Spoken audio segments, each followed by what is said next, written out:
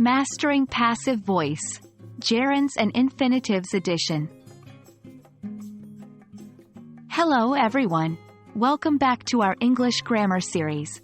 In today's video, we're diving deeper into the world of gerunds and infinitives. But we're not just looking at these verb forms as is, we're also learning how to use them in passive voice. This might sound a bit challenging, but don't worry. We're going to break it all down step by step. So, let's get started. Before we start, let's quickly recap what gerunds and infinitives are. A gerund is a verb form that ends in ing and functions as a noun. For instance, I enjoy reading books. An infinitive is the base form of a verb, typically preceded by the word to. For example, I love to read books. The passive voice is a grammatical construction where the object of an action becomes the subject of the sentence. It emphasizes the action and the receiver, rather than the doer.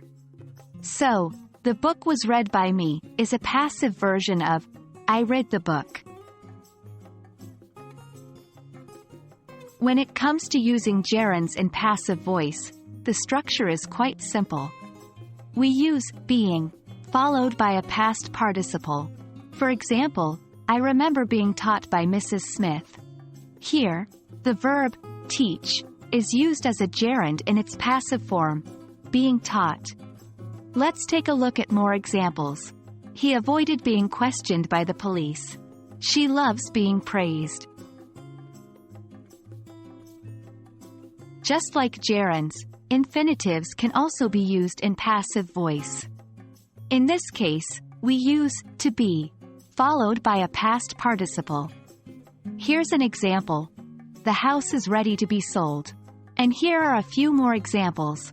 The document is ready to be signed. She seems to be loved by everyone.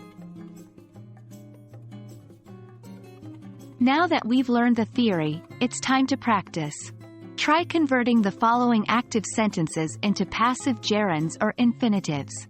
1. I like painting the house. Gerund. 2. They need to sign the documents. Infinitive. I'll be sharing the answers in our next video. And that's it for today's lesson. I hope you now have a better understanding of how to use gerunds and infinitives in passive voice. Remember, practice is key when learning a new concept in a language. Keep practicing, and you'll master this in no time. Thanks for watching, and I'll see you in the next lesson.